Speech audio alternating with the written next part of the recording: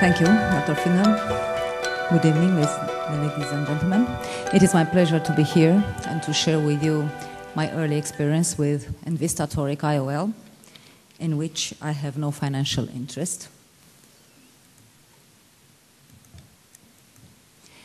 The three lines pointed here in the summary have been so nicely discussed by the previous speakers, so I'm going to focus myself on the three remaining points: the surgical pearls, post-operative results, and some suggestions or maybe take-home messages.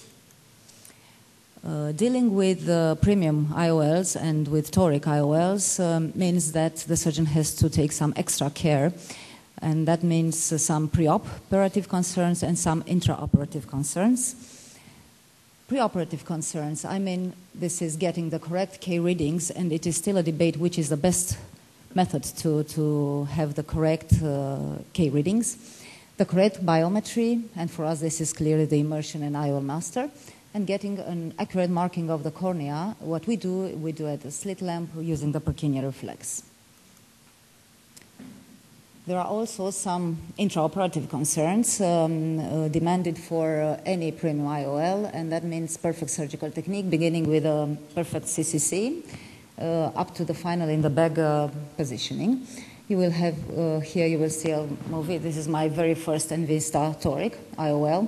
From the beginning I have, let's say, a small problem. It's difficult to be seen because of this tria of the bottle. First I grabbed it upside down, and I had to put it back and to grab it once again in a better position. Now I'm looking for the markings.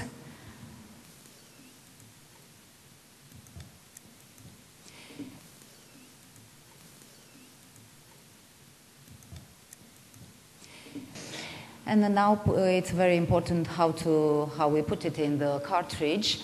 I used to put the two holes aligned with the central line of the cartridge. This is what I always do for Envista platform. Now it seems it's not mandatory anymore, but for sure, for safety reasons, I do it the same. And I always pay attention to the second loop to be careful, set, and put on the optic part of the lens. And now a nice insertion through 2.2 millimeters. It goes very well through 2.0 millimeters incision in wound assisted. It defolds, as you see, quite nicely, not too slow, not too fast. And the good news, another good news, is that the haptics don't remain stuck on the optic, as we, at least I, sometimes have with other hydrophobic IOLs. I rotate the IOL not in the final position, but with 10-15 degrees before the final position, so the markings of the cornea, before the markings of the cornea.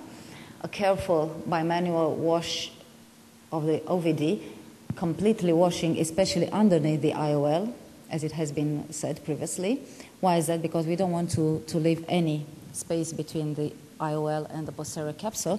Otherwise, we could have a rotation immediately post-op in a few minutes or hours.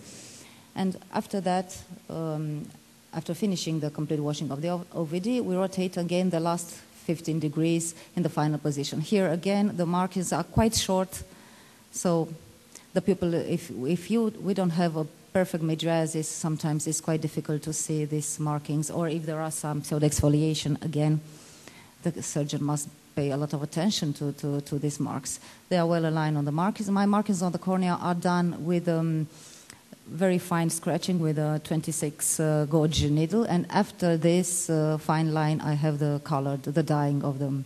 Now one can see better the final alignment and the good position, the desired position in a nice circular CCC, which is covering the margin of the IOL. So this is my experience. I did 16 eyes, but the last patient couldn't come for the last follow-up visit, so I have 15 eyes of 14 patients, age between 40 to 86 years. The follow-up was 1 month for 11 eyes and 2 weeks for the rest 4 eyes. The preoperative corneal cylinder was before 075 and 175. And this is the IOL that I use with this power. In terms of axis, I have only one with a rule astigmatism on 100 degrees, and all the others have been cases with against the rule astigmatism. I pointed this out because for me it's important when I recommend a toric IOL for a patient if we are dealing with against the rule or with a rule astigmatism. All eyes had cataract done by the same surgeon with the same preoperative marking technique, the same surgical technique with no intraoperative complication, no post-op complications. The visual acuity ranged from 0.8 up to light perception, and the corneal cylinder from 0.75 up to 1.75. The post-op visual acuity improved a lot, as you can see here, and the corneal cylinder remained pretty much the same, which was expected. But we had even a better surprise. We influenced quite a few. So the induced astigmatism was quite almost zero, except for patient number 3 and eye number 3 and eye number 10, which had 0.75. This can be seen better here. So most of the patient, 9 eyes of 15, had almost no induced astigmatism, and these 2 cases have more than expected. I don't know why all of the incisions have been done at a vertical position, 100 degrees. And these are the results for the 15 eyes as in terms of objective pre-op astigmatism and objective post-op astigmatism. As you see, the values that have been pointed before.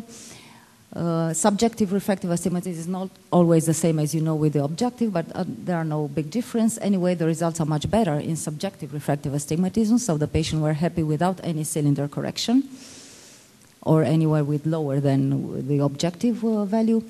Visual acuity improved a lot, as you can see. Uncorrected and best corrected visual acuity, there are no big differences, as you can see in the next slide. So our goal, except for the eye number 10 and the eye number 6, where there is a difference between the uncorrected and best corrected. In the other, the patient gained only 1 line, let's say, so we were pretty much in the target of the refraction desired. In terms of IOL stability, we checked for the IOL centration from lateral shift point of view at slit lamp and with photo.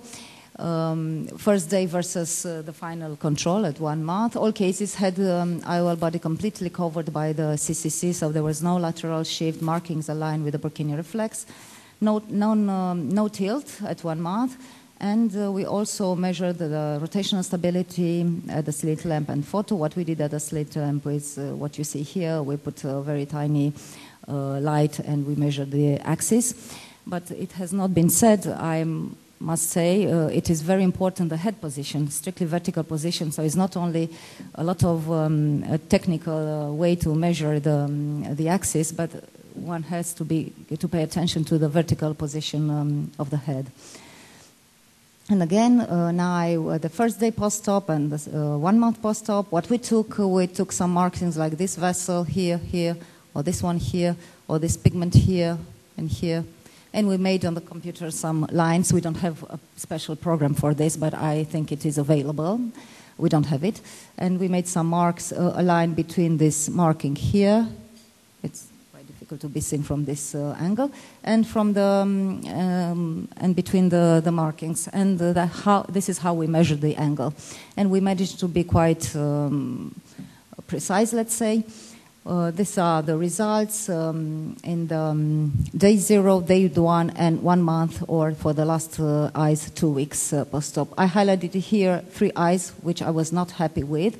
They had 4 and 5 degrees rotation. Otherwise, all the other eyes had been, as you see here, 80% of the eyes, that means 12 eyes, had less than 2 degrees, and only 3 eyes had 4 or 5 degrees.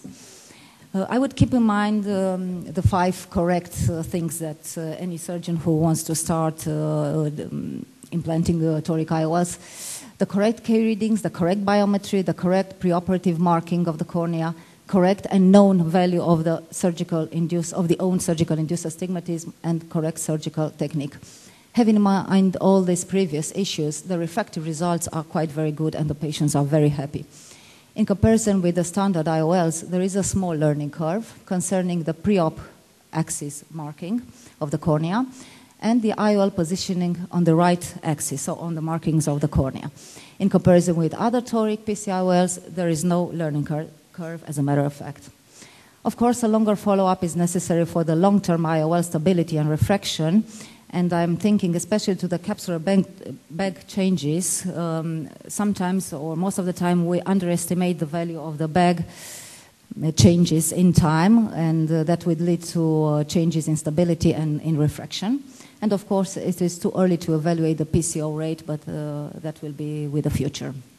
Thank you.